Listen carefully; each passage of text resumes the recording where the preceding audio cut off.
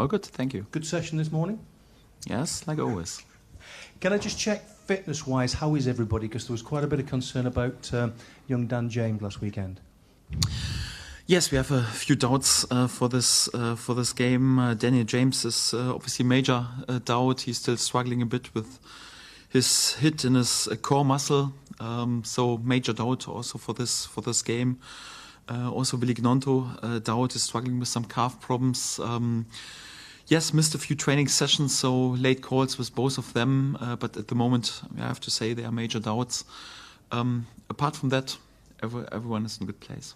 A lot's been said and written about your lack of goals this season. What have you done this week, or what can you do as a manager to change that? Is it just endless training ground work? Is it video review? What can you do as a manager to try and inspire your team to find the net? Yeah, first of all, to stay calm and also to stay to see a bit the bigger picture. We are a newly promoted side. It's obviously normal that we won't take this league in by storm. It's more like the first step is always to be rock solid at the back and to be difficult to beat, and this is what we are. And then quite often, of course, the results dominate a bit the narrative. But we have played a really good last away game at Fulham, and normally, if you just judge it as an objective, neutral supporter, would say it's normally a draw, perhaps even a away win. Yeah, I know. So if you would have won this game, then everyone would speak only about Europe or something like this here for Leeds United. But normally, if this unbelievable, unlucky own goal doesn't happen, everyone would just focus on, would have been the third clean sheet. They are already on 5 points, really difficult to beat. No one would even speak too much about our offense. And just because Gabby Goodmanson was there with this unbelievable, unlucky and heartbreaking situation, I won't judge what we've done so far in a different way. So first of all, I'm pretty happy that we are so rock solid, at least in most of the periods so far during the Premier League season. This is always the key as a newly promoted side, to give you a chance for survival. And then also to judge the games. We played against Everton, had the better chances, by far the most shots on goal, and we're also the only team who scored. We had the better chances in comparison to Newcastle when we played against them, more chances than them. And even at Fulham, I would say the first 75 minutes, we had the better chances. We had in total more shots anyhow. Also, like when you have the bigger picture, also in chances created, expected goals, shots, anyhow, we are not in a bad position. What we have to improve a little bit is our cutting edge. So it's more like the outcome, the efficiency to score more goals, because the Premier League games are like this anyhow, and if we are in terms of creating more chances in comparison to Everton, to Newcastle, and also 75 minutes at Fulham, the better side, then you have to make sure that you reward yourself. This is what's the only thing I can criticize a little bit, and what was missing. But we had a similar topic also in the beginning of last season when we spoke about, okay, we are playing really good football, creating many chances. We won't be that dominant like last season because it was just championship level. But more or less like out of our good situations to be a bit more effective, to be a bit more clinical and use the chances is definitely the responsibility for our offensive players. Our processes are good. We come into the situations to create. Otherwise, we wouldn't be there with so many shots already as a newly promoted side. It's more like to work a bit on the clinical edge and to use the situation that, first half, good header chance for Dominic. We had a shot against the crossbar, Brennan Aronson, Noah Okafor in the second half with good chances. To be a bit more effective in this situation, this was also definitely a major topic on the training ground. Also like to bring the players, of course, in front of the goals and also to work a bit on their decision-making in the box and their sharpness, also their confidence a little bit. But without losing our defensive stability that we've shown so far. So football is always a complex game, and you need to play balanced, and this is what we're trying to focus on. And so to Wolves this weekend, a team struggling, no points. They'll probably be even more desperate to score and to win the game than you are because of your points total already. What are you expecting from Wolves? First of all, we are always desperate to score and desperate to win games. It doesn't matter against who we play. So for that, we are also highly motivated. But we also stay humble. We know that as a newly promoted side, in an away game, we are always the underdog. There is no doubt about this. We face an established Premier League side who plays since several years on this level. Yes, of course, they didn't have the most effective start in terms of points, but still early doors. And for that, yeah, we know that we travel there, and they will be even more highly motivated, especially in a home game against a newly promoted side, to win this game. So it doesn't make our life easier or the challenge a bit easier. We know that we have to be at our very best and fully concentrated and show our defensive steel again, and also in the good periods, hopefully also to reward ourselves with a goal. But we stay humble. We know that in the away game as a newly promoted side, we are always an underdog, but we also don't travel with fear. We have shown that we belong into this league. We have shown that we are competitive, and in this mood, respectful but not with fear, we will also travel. Doesn't sound like you're losing sleep over the problem. No, I never lose sleep anyhow. So I'm working this business since several years, and overall, so 4 points out of the first 4 games. Also not a bad start. 2 clean sheets under our belt, first win under our belt. So there's no reason to be in a bad mood or to panic at all. There are a few things that we have to improve and can improve. We spoke also about this topic, but it's nothing you would lose sleep over. No. Thanks for your time. Good luck this weekend. Thank you. Can I just check on Lucas Perry? Is he going to be available for this weekend? No, like I mentioned, he's also out for this game, and then I would say in the middle of next week we have a clearer picture how long he will be out. But like I also mentioned, so for this 2 away game we won't have him available, and Carl will play again. You talk a lot about facing Wolves and approaching it with that defensive steel, that humility, but given their start to the season, is there an argument to say, go there with them some swagger, go for the jugular, and go with a must-win mentality as opposed to a do not lose? I don't know what you would say to that.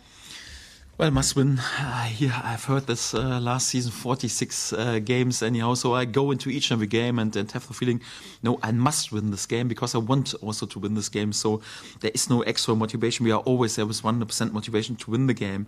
And if it's not possible to win it, then we want to make sure that we don't lose it. It's always our approach in football. It's never we just play for 1 point.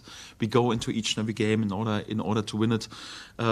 Yeah, but let's imagine we would win 3 points. Believe me, then with 7 points we won't stay in the Premier League. So it's also that nothing major is achieved. And if we lose a game anyhow, or if it's a draw, it's also nothing decided yet anyhow. So for that, it's one of 38 game days. Another chance also to win 1 or 3 points.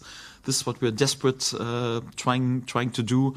And it does make our life easier that they had perhaps not the start in terms of points that they wanted. It's very experienced Premier League side. Meanwhile, they had also done some proper business also and spent some money in the summer transfer window. They've won many points, especially in the second half of last season. So we still stay humble and are not in any way arrogant or big time anyhow. We know that as a newly promoted side anyhow, so we have to focus and concentrate and deliver always top performances, otherwise you can't win points in this league.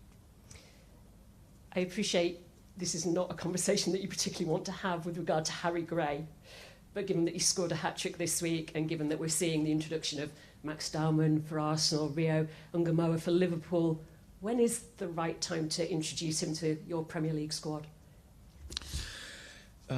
I've said everything what I have to say about him in one of my last press conferences when I mentioned that I won't speak with him till we see him on the grass, and nothing has changed. I also wouldn't compare his situation with a player who comes in when the team is whatever 4-0, 5-0 up and gets his debut and everyone is happy, and then you don't see him for a while anymore. So in general, believe me, I'm far away from wanting to get across arrogant or overconfident or whatever. But I've started my career in the fourth tier in Germany. It was just about like to develop young players because we simply had no money anyhow. I had to develop young players in order then to be able to sell them one day. And then I overtook the most important youth team in Germany, the under-21 of Borussia Dortmund, and I've worked together with the best talents in Germany, some of the best talents in Europe, I was trusted to develop this young players. When I came to Norwich, in my first season, I replaced our club captain, big leader in the dressing room, with a 20-year-old young German centre-back. Was not easy in the dressing room, if I'm honest. In the second season, I've replaced then our club captain, Ivo Pinto, proven Portuguese international player, fan favorite, with the 18-year-old Max Aarons on his position left, and again the club captain out. Was not easy in the dressing room. When I came here to Leeds, I had Archie Gray, and we replaced my big leader, big legend, vice captain Luke Ayling on his position with a 17-year-old guy. Believe me, also not easy in the dressing room. Last season, I gave Matteo Joseph his debut and played him ahead of Patrick Bamford and Golden Boot winner Joel Pirou, especially in the beginning of the last season. Was also not easy in the dressing room anyhow. And don't want to come across arrogant in any way. I gave Harry his debut with 16 years old in the crunch time period in the championship last season. But if I would back a manager to be brave enough to play a young player, and I would back a manager who knows exactly what a young player needs, I would also pick me, if I'm really honest. And I've said everything about Harry, what is necessary for him. He needs training sessions with the first team to get used to proper physicality of men football of the Premier League. He needs game time in the under-21 in order to stay in his rhythm and also not to lose his striker instinct and his confidence. And what he needs most is time and his peace to develop and to grow. And this is what I will give him. So you will see him once he's prepared for Premier League games, and then we can speak about him a bit more. Before he's not back on the grass, I'm not willing to speak about him. Appreciate that, thank you. Finally, on Alfie Cresswell, who we've seen sign a new deal this week. He's still with Leeds. Why do you believe this is the right place for him to develop his career, as opposed to him maybe going for a loan move somewhere else to gain experience? Yeah, first of all, congratulations to Alfie. He's not a regular member of our training group anyhow, but here and there we have him with us. Brilliant lad, brilliant character, also flexible in many defensive positions. Has played as a centre back in central midfield, as a fullback. Also quite important for our under 21, and we got the feeling there's more to come. This is why we extended his contract. Doesn't mean that from tomorrow on he's a proper member of the first team, but it's also important that we believe also in our young talents and want to develop them. And if they then one day make the step into being a proper member of the first team, then even better. Then we can save some transfer fee anyhow, and it's always better in terms of identification. If not, then we have to create the value. We have a brilliant lad and also very talented young lad and a top character with Alfie, and it's always a pleasure to see him. It's always good when we have him here and there also in our training group, and for that we got the feeling there's more to come, and let's see how he will develop. Thank you. Hi Daniel. Whilst I appreciate that hard work and effort and training is the biggest key to it, at the start of the conversation that we're having, you mentioned about luck, albeit bad luck, for the goal that you conceded at Fulham last week. Are you someone that does believe in luck, and that's something that you can change, and maybe that's just a little bit of luck that can help Leeds get back on track again? I'm a big believer in that you always get what you deserve on the mid and the long term.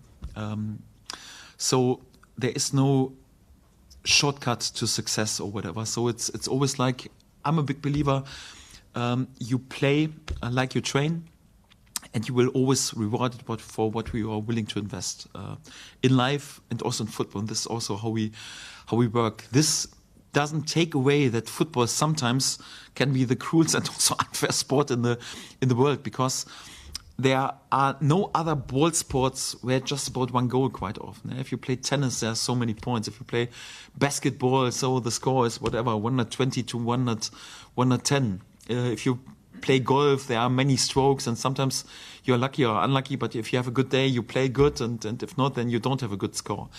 So normally in each and every other sports, water polo, whatever, it's always the better team who wins a game. Yeah, basketball, you can also be sometimes that you just hit the ring and unlucky the ball goes out. But because there are so many points, it's always the better team who wins. In football, it could be also the other way around sometimes, because it's so difficult to score a goal, and sometimes just one goal is decisive. It could be that you're just sweating the opponent's goal and you hit 10 times the crossbar and 10 times the post. And then, the opponent is one time in your half and is there with a deflected strike and the ball goes in, and it's a bit like written in the stars. It happens sometimes, but I also don't just hope for a better outcome in terms of luck. It's also like when you are a bit unlucky, like we were in the last game, it's still not like feeling sorry for ourselves. It's also like to work on the topics that you could improve. And if we, for example, have more shots than Fulham in the last game, and we had more shots, and if you have 5 or 6 shots per halftime, this is not enough in order to score a goal. You have to work either on your effectiveness or on producing even more. So it means like if we are not the most effective side, perhaps also due to the fact that we are don't have the most individual quality or whatever, then perhaps we have to make sure that we stay a bit more on it and produce even more situations, so that just out of coincidence we score here and there sometimes a goal. Instead of having 5-6 good situations per halftime, come on, let's work on to have 10 anyhow, and then we will score a goal. And this is more or less like our approach. I'm a deep believer in, on the mid and the long term, you always get what you deserve, and for that it's not like we're feeling sorry or feeling hard done by or unlucky. It just leads to a situation when you have a game like against Fulham, you don't dwell on it. It's more like, you can be one day disappointed, but then you see the bigger picture, and then you also see that we have not done too much wrong, but there are also still a few things that you can improve and have to improve. Like I mentioned, so our effectiveness to create even more chances, and this is what we're trying to do. And if you do so, then you also take the momentum, or if you want to label it, the luck, back on your side, and then you also can deliver results. And in terms of coincidences, Jack Harrison scored on 3 of his last 4 visits to Molineux. Would something like that come maybe into your mind? You know, someone who has a particularly good record against a certain team at a certain place? No, because this is what something I would label a bit like coincidence, and individual statistics for a different team as well. So just because he scored for Everton anyhow, it doesn't mean that he has an advantage anyhow at Leeds United. Jack is a good player, and I really like him. I really like what he does in training. He's working hard. This is also the reason why he was more or less in nearly each and every game so far, also on the pitch, not in the starting lineup. So far, at least not in the Premier League games. But if he continues with his hard work, he has all chances also to be in the starting lineup one day, and then it's up to grab the chance with both hands. Jack is always in my mind and always a good option, especially also due to the fact that in our offensive position, it's not like we have delivered too many end products in all the other positions. So for all the players, a chance to chip in and to cement their place and to deliver. And but not just because he has scored for his former club.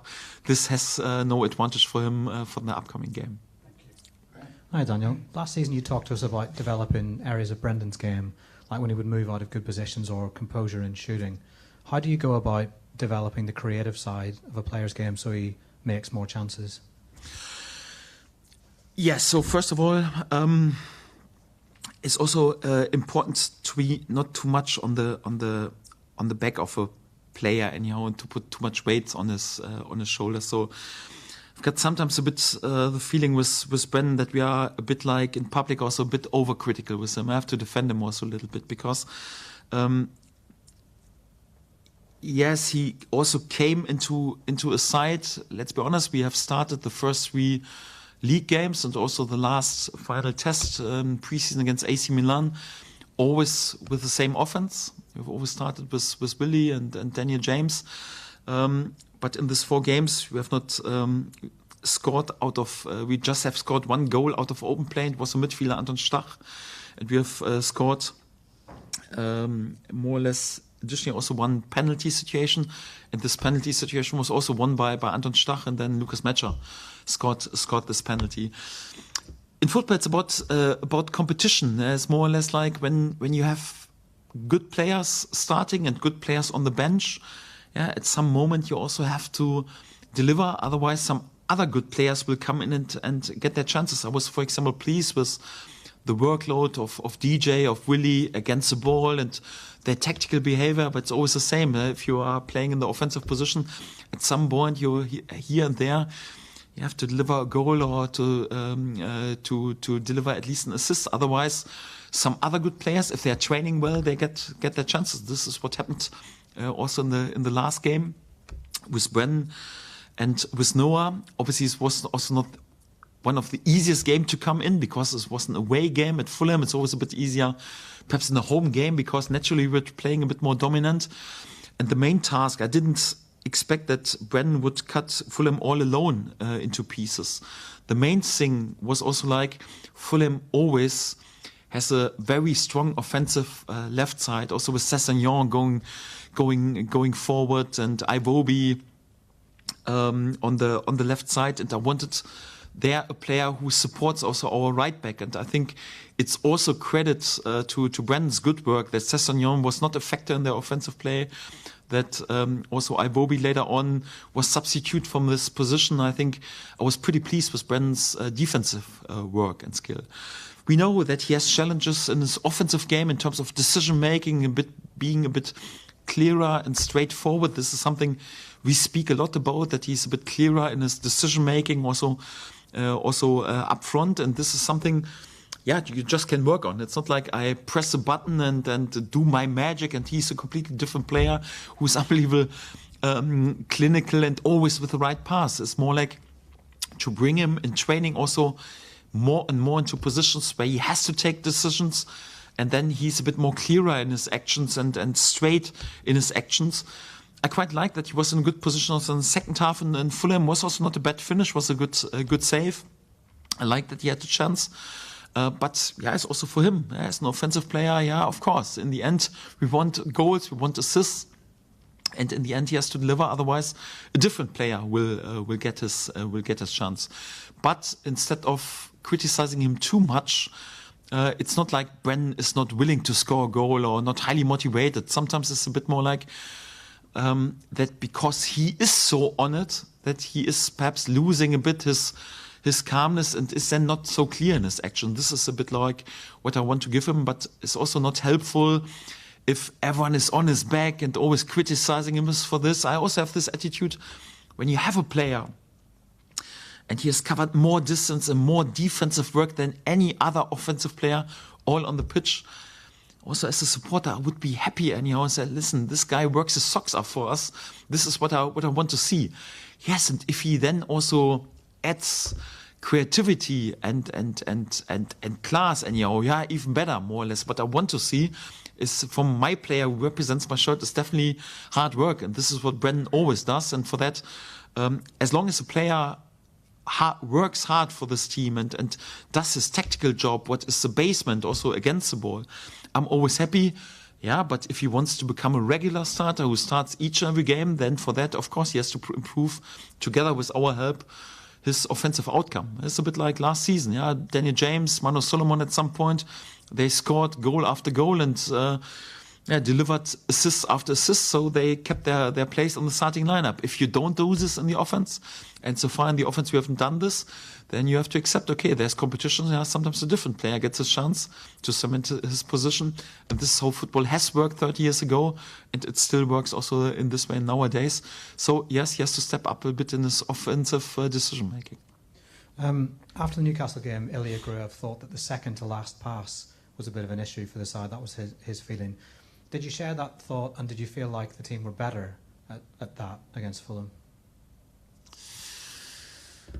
Sometimes also like a defensive midfield player, when he analyzed on the offensive play, what was missing, it's also straight after the game, sometimes just a phrase, if I'm honest. So I'm not sure if I would 100% agree to this analyzing. Yes, but in general. So again, we have created more chances in comparison to Everton, which is good. We have created more chances in comparison to Newcastle, which is good. We brought ourselves into good positions. Also, when we were able to score in Fulham, yes, 100%. There was also sometimes a second class pass missing anyhow in this game. but also just sometimes the final pass or the final clinical finish. It's also something, yes, we're working on, but it's also like, yes, if sometimes the touch is too heavy or the pass is 1 yard too far away, it's not like, come on, just concentrate a bit more. It has sometimes also a little bit to do with the natural quality of the player, and we know that in this terms we are perhaps not the most blessed team in this league, and for that we have to work and concentrate a bit harder like this. Yes, Ilya is probably also right that second pass has to be better, but I would also say the final pass and also the final execution of the strike, of the header, of the finish has to be better. In general, our decision making in the opponent's box has to be better. In our own box, apart from this unlucky situation, I think we are really, really good at the moment. At least against Everton, Newcastle, and also in major parts against Fulham. What is a bit missing is this quality also in the opponent's box to score more goals.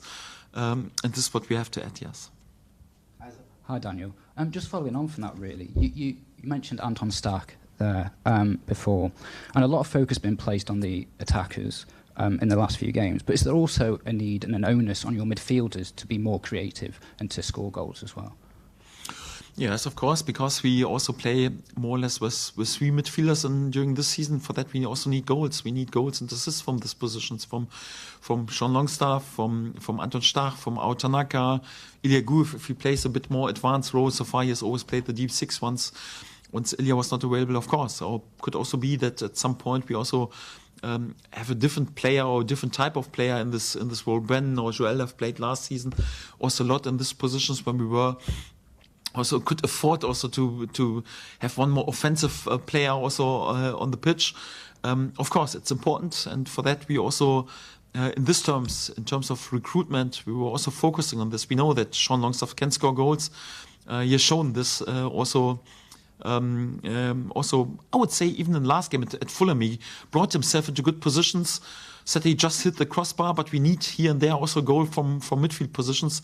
Arnold Tanaka is capable to do this, has proven this last season, and also our defensive players. So at some point, it's also important that Pascal, Joe Roden, or if Sebastian Bonneau or Jacob Biol will play in the centre-back positions, we chip in. Yes, and also my fullbacks like Jaden Bogler also invited. He has scored in the cup so far. Would be also good. Our fullbacks perhaps also to chip in the league games. We need goals from all positions. Just no own goals anymore. Can I ask you about long throws as well? It seems across the Premier League there seems to be more now this season. Obviously, Ethan's taken quite a few.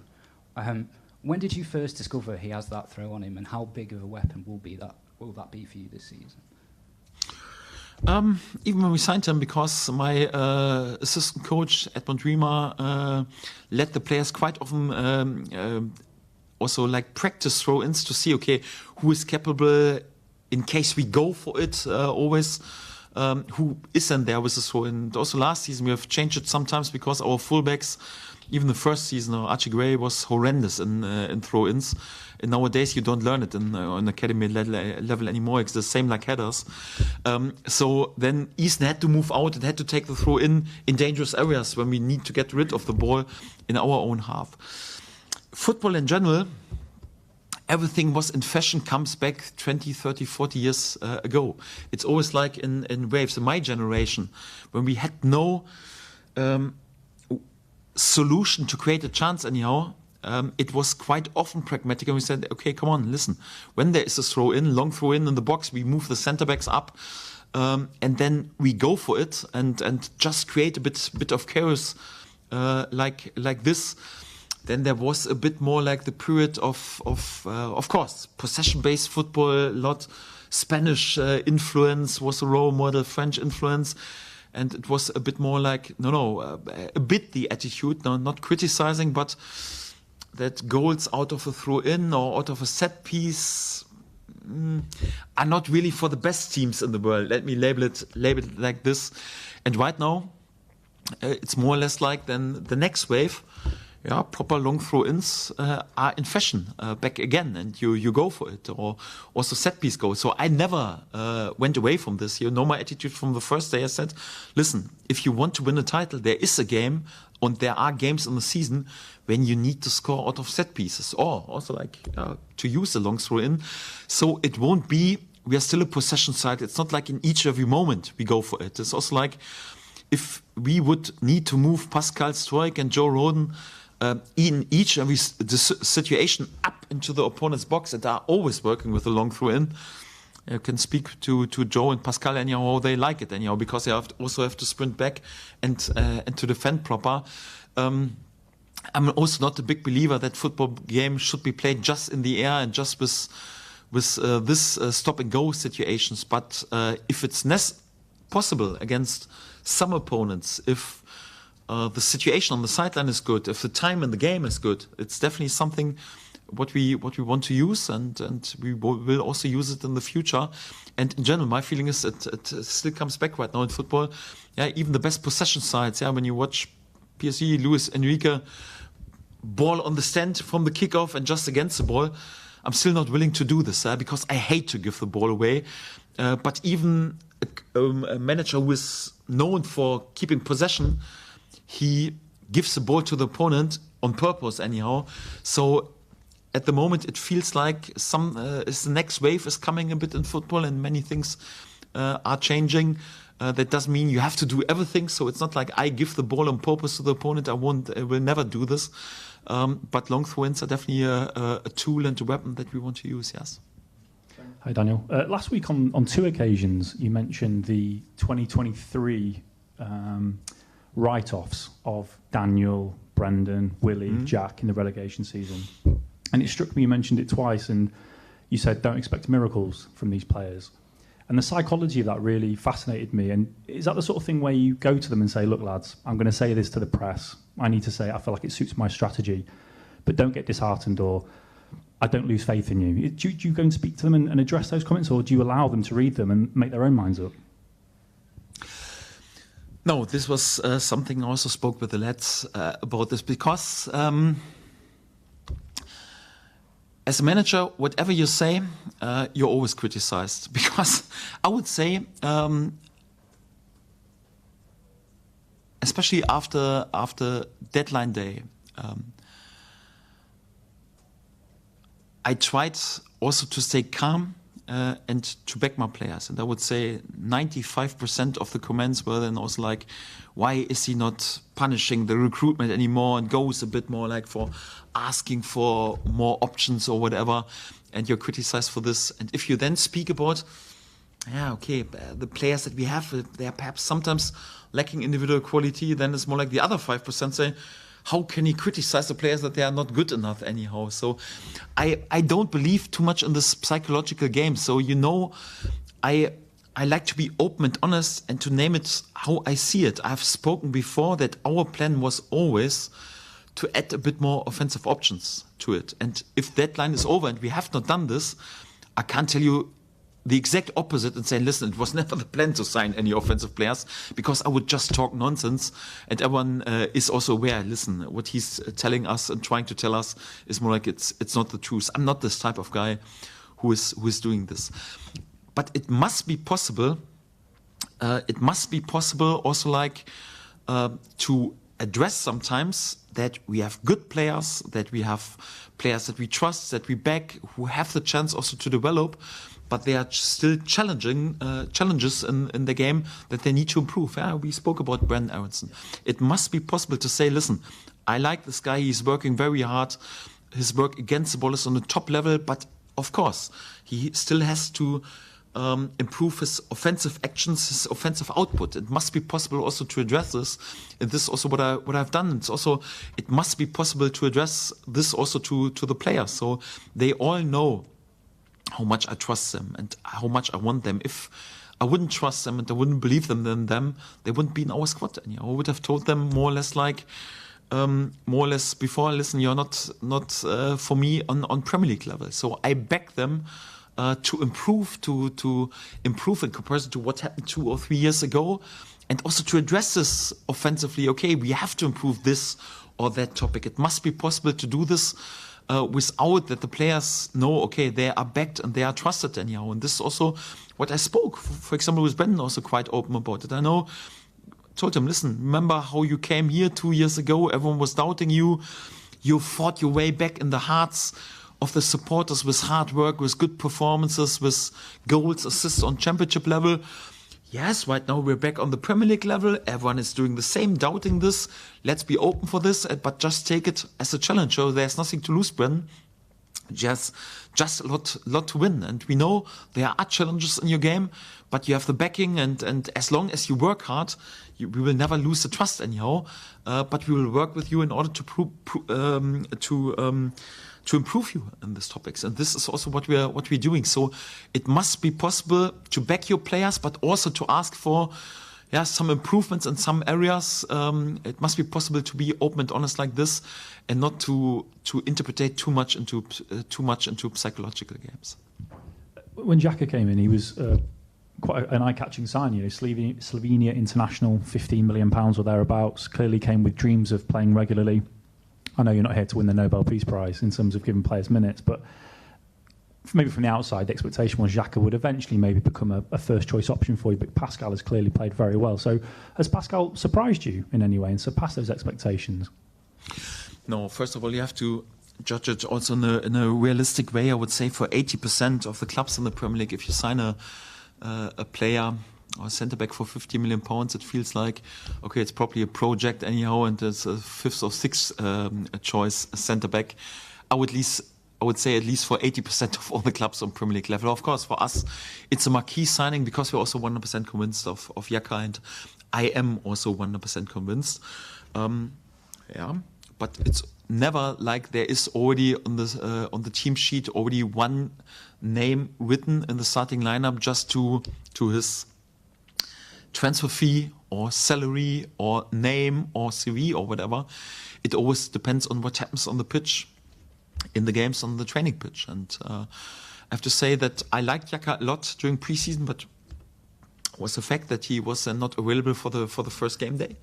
And of course, and if you prepare for the first game day, the last final one or two games in preseason, you go a bit more for the lineup that you would play on the first game day, and for that, Xhaka missed more or less major parts of the last two friendlies, preseason games, and then obviously he missed also the first game. And yeah, we had a really good performance from our centre backs. So we spoke about nearly three clean sheets. Also not too much to moan about, even the Arsenal game anyhow. So I think Pascal and Joe there was outstanding performances, and this is how professional football works. If you deliver, you keep your place. If you are there with poor performance, then a different player steps in. For Xhaka, he had his first outing then in the cup, more or less. Was also difficult because he had then 4 or 5 weeks without a game due to the situation. Was perhaps not the most convincing game, which is also fair to say for him. But we can judge in the right way. He's a really good player. He will be on the mid and the long term. Very, very important for us. We haven't signed him just for the first 4 weeks or the first 4 months. We've signed him for the mid and the long term. He's in a top age, and for that we are really happy with Xhaka. But you have to say so. The centre backs so far, Joe Rohn, well done. Pascal Struijk, well done. And if you have to praise a player, then there's a big chance that they keep the place. So that's how I work, at least. So I don't put a player into a starting line just due to transfer sums or salary or reputation, or we do some round tables and ask someone anyhow, okay, what do you think, who should play? It's my decision. If I'm happy with performances, I'm happy with the performances of Pascal and Joe Roden. Yeah, then it's tough at the moment. Xhaka has to wait a little bit. Sebastian Bono has to wait a little bit. But it's a good situation for us in total. Thank you. Mark? Hi, Daniel. You mentioned this extra work in training, this clinical edge in offence. Are you happy with what you've seen from your strikers in training? Are they looking sharp and full of confidence and the body language? I suppose I'm asking, do you think it's just a matter of time before one of them is going to start hitting the net? Well, it's not like if you're struggling a bit in terms of scoring goals, you address it and then you train it for 1 or 2 days, and all my offensive players turn into prime Ronaldo anyhow. So it doesn't work like this. It's more like also there step by step to get the confidence back. It's more like to bring them more and more in the positions in front of the goals. We have had many small-sided games during this week when there are naturally many goal-scoring opportunities, and if you then score goals, you gain some confidence, and then more like the instinct comes back. But the main thing is also like to do this in the game. So yeah, they're on a good path on training. I was happy with our performances in training, but right now it's also like about to convert this into the games. And the week was good so far. There are still a few more training sessions to go, at least as one important training session to go, also with shooting and then to work on our processes. And then hopefully whoever will then start on Saturday will convert this also into good performance and hopefully also end products for us on the weekend. And also Tanaka and Pirro, they both in contention to start. Yes, of course. For our Tanaka, it was important to have the first full training week right now. Together with us after his long-term injury. Last game, he just had 2 sessions before the game, so for that it was clear he was not the topic for the starting lineup. Yes, once you have a full training session, same for Joel Pirro, then you're also back in contention, but there's also competition. Also midfield players, for example, have delivered really well, so it's also not easy, or even for our Tanaka, who was outstanding before his injury. So it's competition, it's always the same. Yeah? If you deliver, then you keep your place. If you're struggling a bit, there's a chance for another player who impresses perhaps in training. This is how it works. So deliver good performance in training, wait patiently for your chance. If you get your chance, be prepared and grab it, then you stay in the team. We're going to move on to the embargo section now. If we can turn off cameras, please.